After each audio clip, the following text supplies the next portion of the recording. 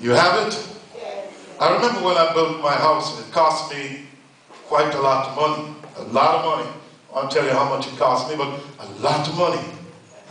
I had the money at the time, Brother Keith. Didn't have the money. And I went over to that place and talked to the developer. In fact, the developer was watching my television program. And every time he saw the program, you know, he felt good about the program. I didn't know anything about him or his business that he was in.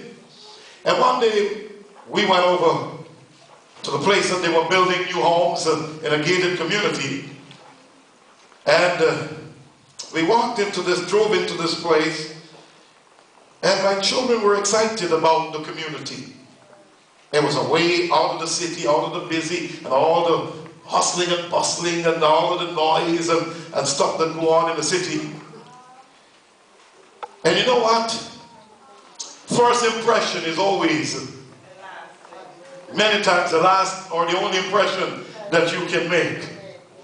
The security at the gate was so nice and so kind and so friendly.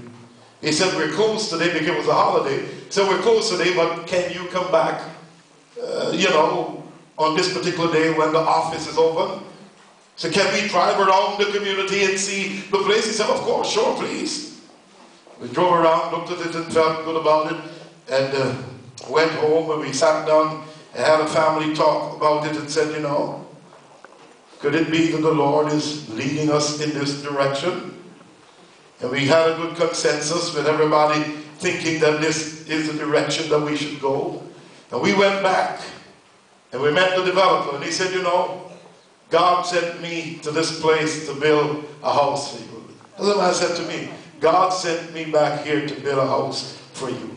He built the house, gave me the key, never paid him a penny. He built the house, gave me the key, and moved in the house before I paid him anything. Gotta be God. I'm telling you, when God is on your side, some impossible things that God would do. Some things that in your mind that seem impossible, God would do it. Amen. But you know what? I never, when I got my 10 oranges, I only eat 9. And sometimes I only eat 8. And sometimes I only use 7. And I take the other 3. I give God. Sometimes I see somebody who's in need. I give that person who's in need. Then I see another person who's in need. And so it's not just my tithes and my offering, but also there are times when God will bring somebody to me and say, look, this person is in need.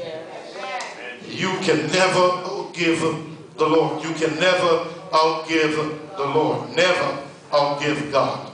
Because God is a giver. Didn't get it? I said God is a giver. Imagine if Jesus didn't come, where we would have been today.